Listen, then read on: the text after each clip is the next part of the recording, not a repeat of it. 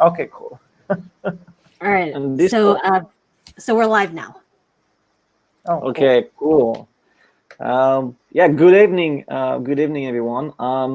With Stani and from Aave and Sunny from Sikka, and we're gonna be talking about security, interoperability, interchain, multiple different chains, DeFi legal, so you guys don't hesitate to ask questions.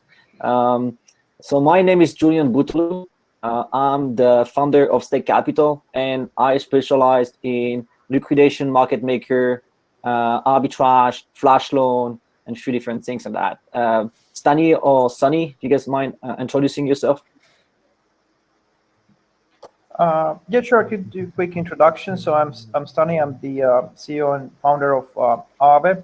So Aave is a decentralized liquidity protocol focusing on providing interest rate markets for cryptographic assets. So you can deposit stable coins and other accepted assets into the protocol and earn interest. And against your deposits, you basically can borrow credit line, and or you could delegate that credit line to someone else to exercise.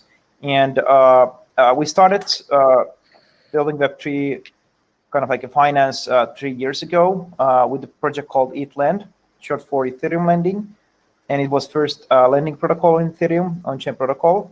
And since then, we rebranded to Aave and started this year. And there's roughly 1.5 billion worth of assets locked in the smart contract. So at the same time as the whole space has grown. And recently we launched the version 2, which allows collateral swaps, deposit swaps, and a bunch of other features. So, yeah. Hey guys, my name is Sunny. Sunny. I am the co-founder of Sikka. We run a couple of validators, but we also do a lot of protocol development, and we're focusing right now primarily on building solutions to prevent MEV and front running.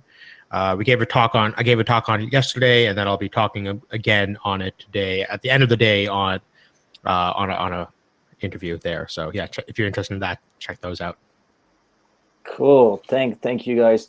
Yeah, so maybe Sunny, you have a good understanding of. I mean, you previously worked for Cosmos, Tendermint, and now I think you like focusing or you jumping into. I mean, you're mostly getting yourself into Ethereum 2.0. Do you mind explaining what? I mean, you moved from Tendermint to ETH 2.0, or what you're actually doing, like in terms of research, like more like second layer and all this stuff?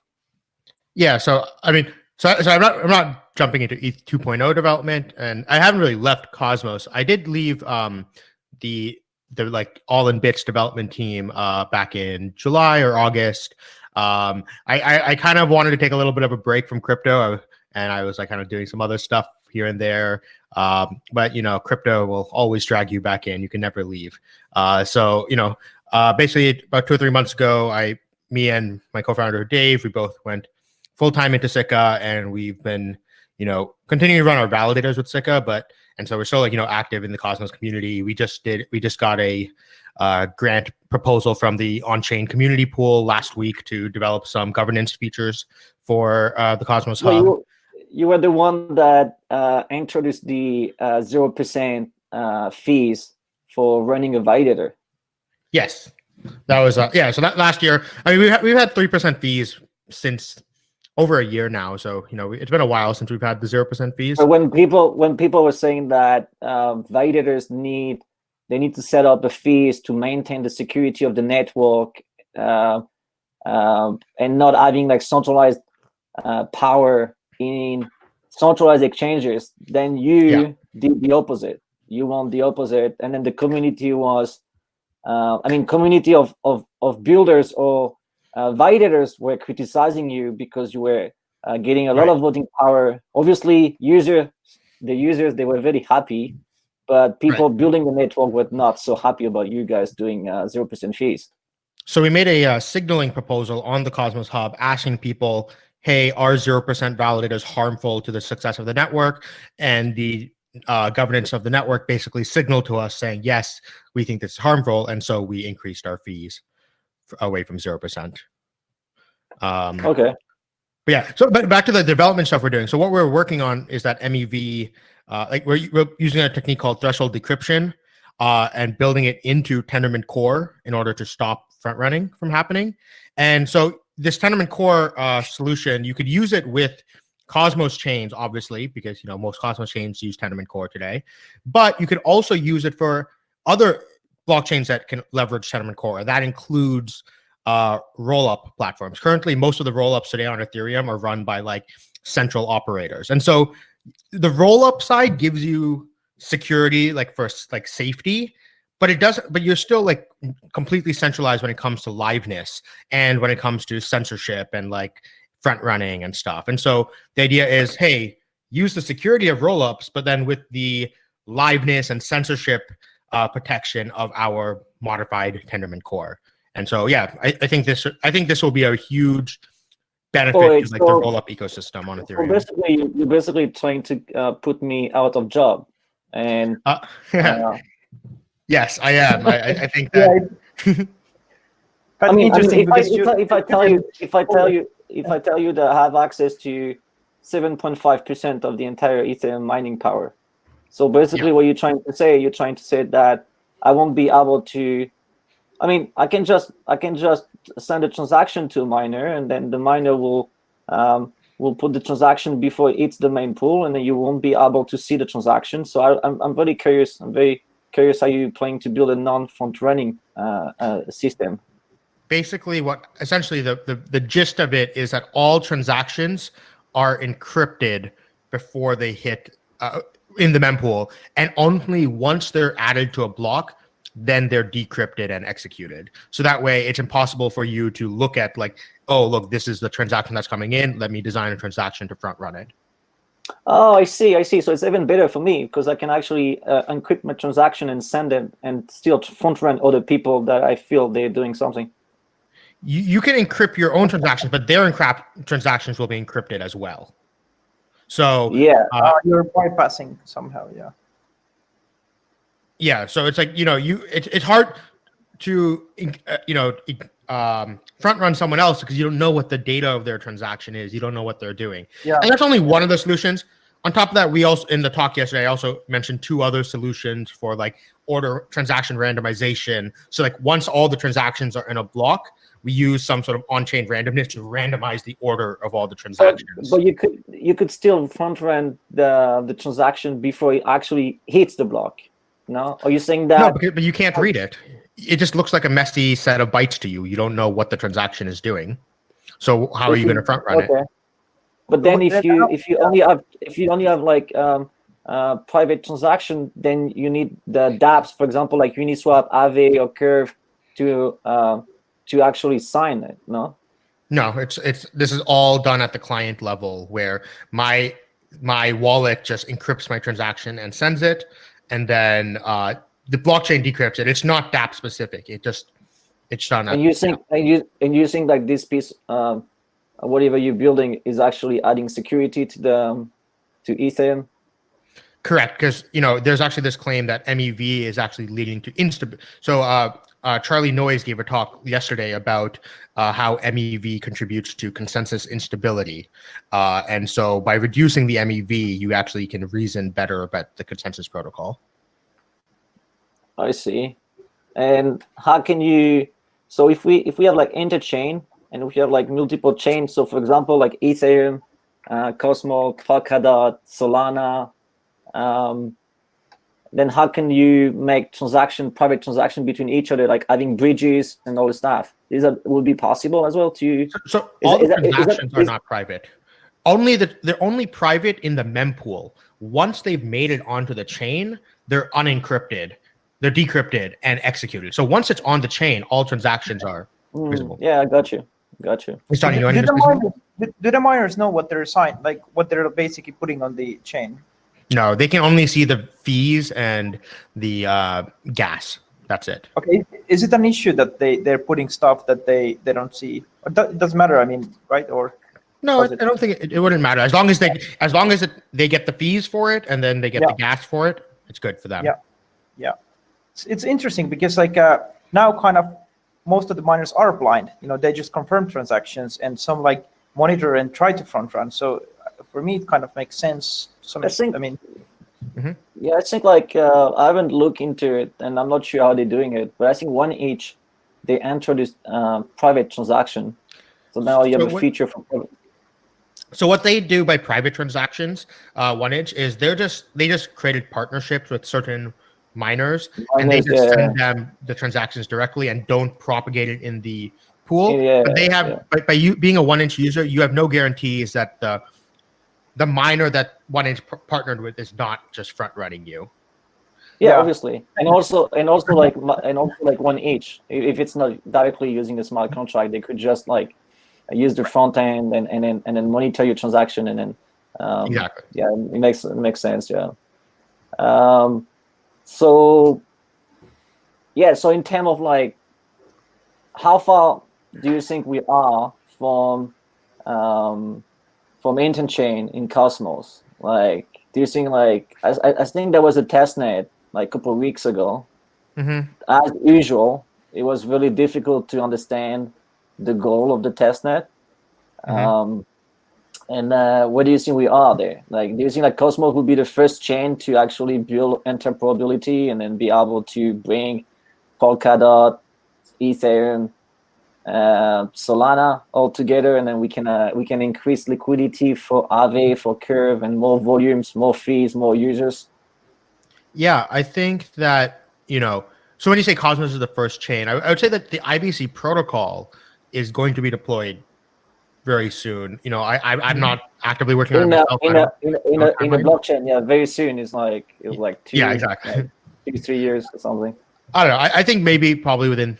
My hope is that we can get the governance proposal up on the Cosmos Hub by the end of this by the end of the year. But that being said, I think IBC basically, if you want to get all these chains to talk to each other, connect Solana and Polkadot and Ethereum, and like you need some way of them talking to each other. And you could build bespoke bridges for all of these, but then this is just not a very scalable way of doing it. And so the point of it's not a protocol, it's not a protocol. We want to standardize protocol. We can. How are you guys approaching interoperability? Are you guys like focused, or are you guys like have some people in the team that are actually working outside of Ethereum? Kind of like I think I mentioned this before. Kind of our headquarters is definitely like in Ethereum because we've been building here, like born and raised in Ethereum, right? But like things that are happening in other chains, like what's more interesting is that cultures are forming. There's basic Cosmos culture, Polkadot, and different kind of ecosystems. So I don't think you can copy stuff that is in Ethereum and just like copy paste it somewhere else. But what's happening is that new things are being born. Like new cities, new cultures, new languages. New like nations in one way. And this is like how we approach in different blockchains like Polkadot, Cosmos, and so you're not the Ether maximalist. You're a capitalism guy. I don't know. It's hard to say. Like in one way, I'm ETH maximalist, and in one way, because it's good technology. In one way, I'm kind of like hey, let's be all friends. Unless like to the extent that like you dress well and you behave in the way that your technology is good and like the community is very like polite. And the way I see it is that we have like lending protocol. So obviously, before we go anywhere, there needs to be some liquidity and issuance. And this is the thing, like when we started ETHLend back in the days, there was just practically Ether Delta, nothing else. So we could use tokens as a collateral that had just some liquidity, but most of them didn't have. So it was kind of like the first 2 years we were in Ethereum was just kind of like practice until like liquidity started to pile up. And this is kind of like but the thing is, like, are you trying to extend Aave inside other chains, like meaning building components of Aave inside the chain, or are you like more trying to look at bridges and interoperability? Because it's actually two different ways of looking at the picture. You could have the Aave lending platform on Cosmos or Polkadot or Solana, but not not necessarily having a bridge so you can actually connect between each other, and then look into that in a few couple years. Yeah, I think what we're looking is kind of like we could deploy the same technology where we actually can, in the sense that where we don't need to do too much effort, but kind of like bridging for us is like we could bridge, let's say, 8 tokens, so that people can hold 8 tokens in other chains. That's very simple and easy thing to do, and probably will do. But what's interesting is like having a practically lending protocol in other ecosystem, like basically Cosmos, Polkadot, but I think like we're in a hurry though. Yeah, because my point is like people are criticizing, like they all like calling flash loan bad boys, and they all scared because I mean flash loan, they shouldn't exist because they're making the system. I mean a lot of exploits and arbitrage. I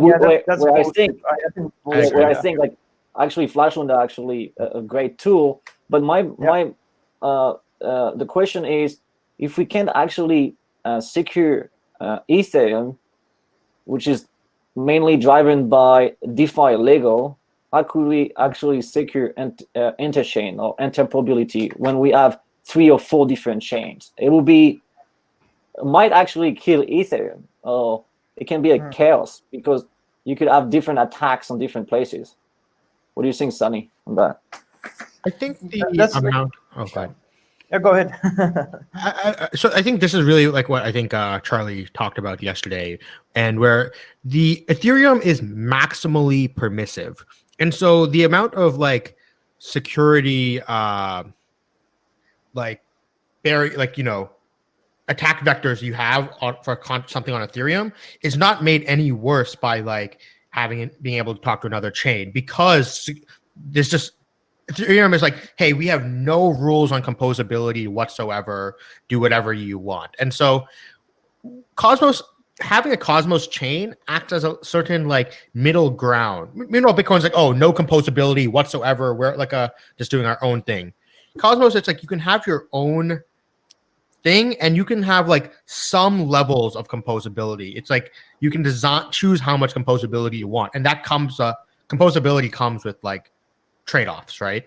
And so maybe you don't want don't want your chain to be like have a flash loan system on your chain, and you don't want a flash loan system can be on Ethereum, but if your chain has to talk to your chain and has to go over IBC, you can't really do flash loans anymore, right? And so this is a way that you can get certain safety benefits on your chain.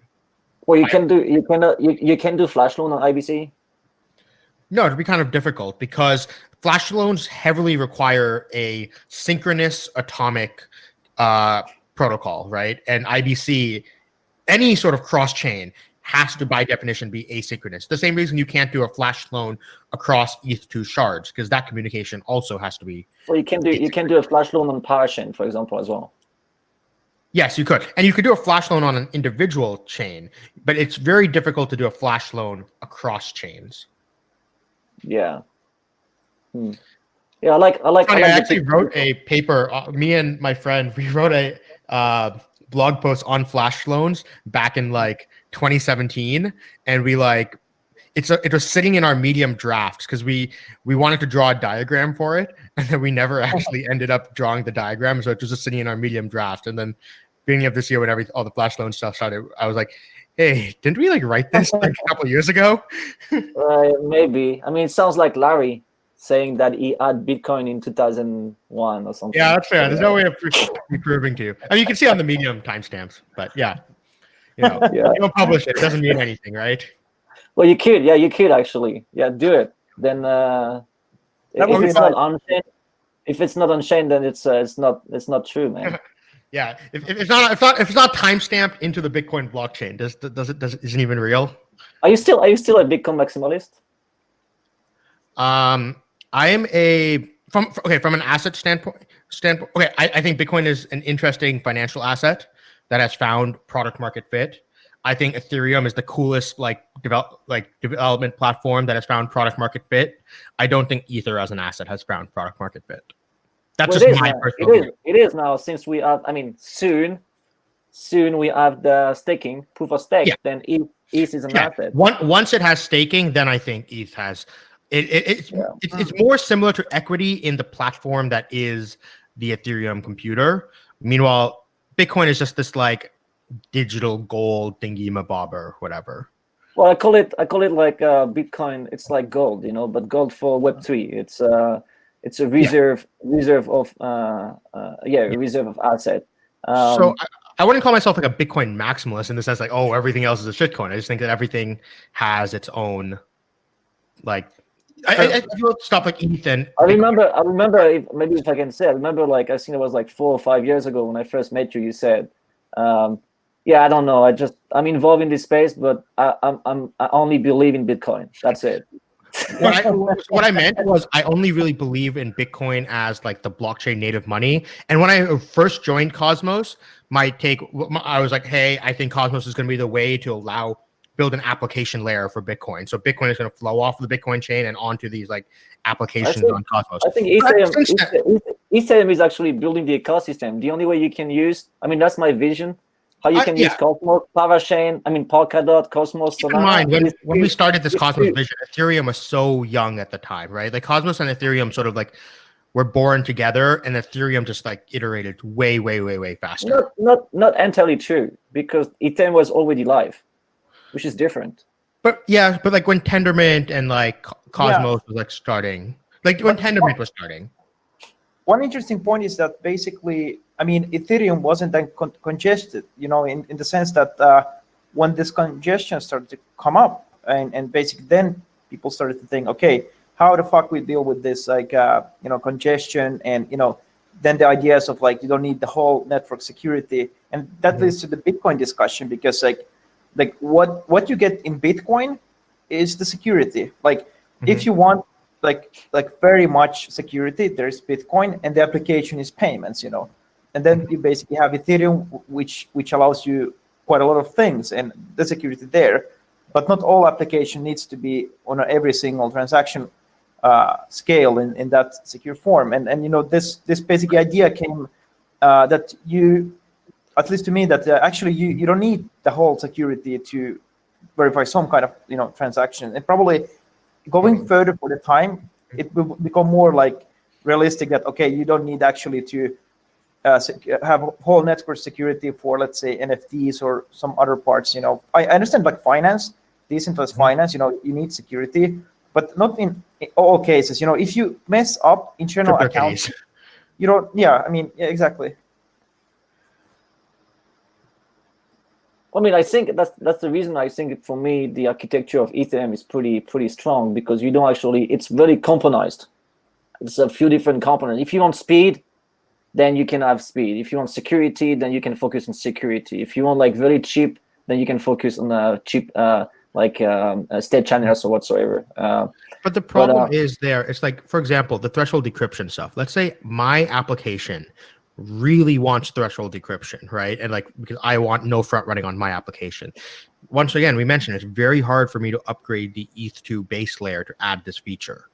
I need it to be on its. I need somewhere where I can iterate faster on the protocol. And rollups, I think, are like the cosmosification of the Ethereum architecture, if that makes sense. It's like, okay, I think everyone has come around to the Cosmos vision of like one chain to rule them all does not make sense. Rollups are fundamentally different, separate chains. Now it's just a question of what's the security relationships between these chains. And I think that the rollup model is actually really good. Cosmos was designed back in a time when we didn't know how to do fraud proofs or validity proofs. Like the zero knowledge research just wasn't at the stage that it is today, that like, hey, ZK rollups are actually a feasible thing that we can actually do today. And that just wasn't the case back then. Okay. So I love rollups. I think rollups are the future. And you don't like you don't think it will be a nightmare to implement them on the UX or UI and like user friendly? For example, like you can I mean, for example, you can use MATLAB, or you can use, I think Gitcoin is using one of them. It takes about 4 different transactions. It's a nightmare. Obviously, you can open it. It was a nightmare to use all of these platforms early on, and I think the UX will get better and better. Here's one thing I would like to see that I think one thing the Bitcoin community has done really well is standardization. Around Lightning. Lightning is like defined. Lightning, dude. I do more transactions per day. I do more transactions per day than the Lightning network. Let me finish my claim. My point is that the Lightning protocol, no one's using it, but it was designed as this very well-architected spec that you have like 5 different teams developing implementations for, and like they're all cross-compatible. Like basically, or you can think of ETH2 as well, right? Like, let's come up with the spec first and then have many compatible implementation. I think we need to see that level of coordination in second layer solutions on Ethereum. Well, you have them. We have about 15 or 20 different projects that are building rollups and all these different things. But my claim is the problem. They're all building without talking to each other. Imagine every ETH2 implementation. Yeah. They actually are like, their approach is this, but we're better because of this, and they're not like, okay, they're not working together, to be honest, that much. And it's okay for them to take different approaches, but let's at least figure out where we can work together on the clients, and the wallet support, standards or whatnot. Yeah, I agree.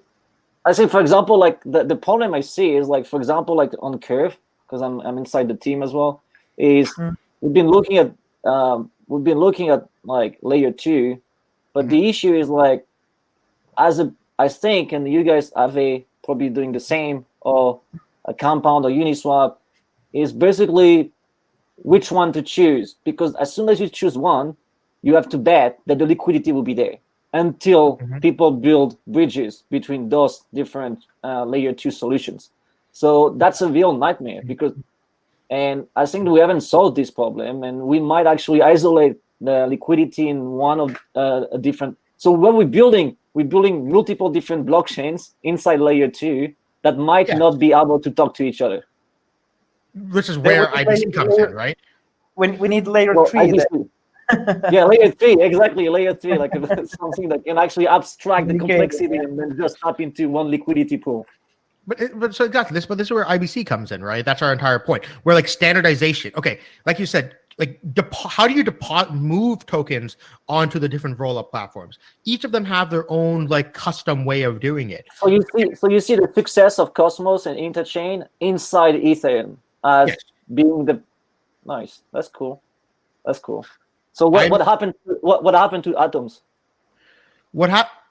The Cosmos Hub as an entity has to figure out its competitive advantage relative to things like Polkadot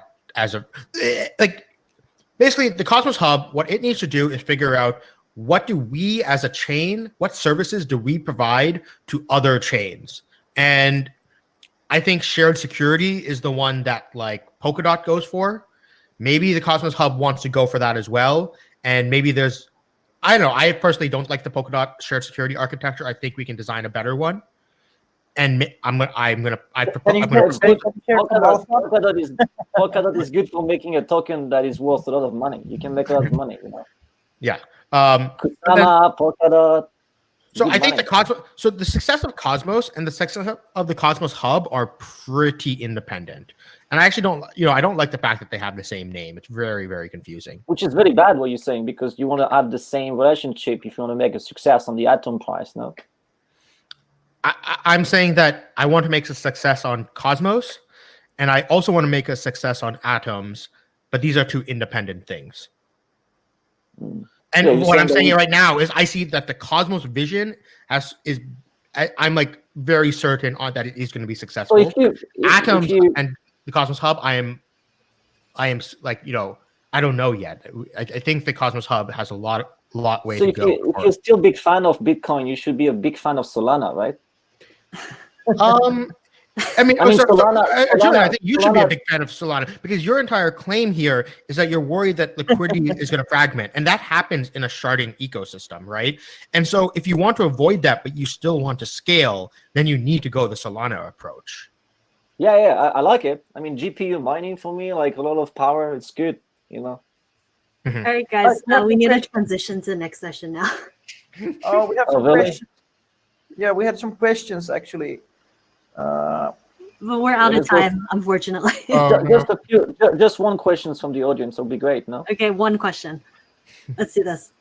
All right, Stani, do you have a preference of which one? Yes, Stani. Go ahead. There's many about Aave. Aave about Cosmos chain. I don't want to leak any alpha at this point, but there's this one. So let's say that there is a ERC20 that is linked from Ethereum.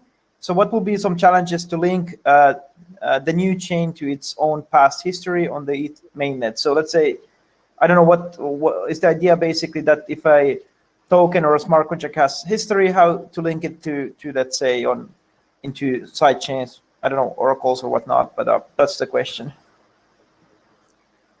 Yeah, like if you have, let's say I have a CD, I guess. Okay, I'm not sure if I fully understand this, but imagine it's like I have a CDP on Ethereum, and I move some tokenized representation of the CDP to another chain as an NFT. How does that interact with how does that token react to liquidations that might happen on the Ethereum chain? I think that's a very hard question to answer. We probably don't have time before Hassan gets mad at us, but you should check out the Agoric. I think they have a potential solution to this problem. Perfect. Cool. I think this is good. Okay, sorry for if you want to be a liquidator, you can ask questions later from Julien as well. Yes, definitely. All right, thanks again, guys. We're gonna transition to our next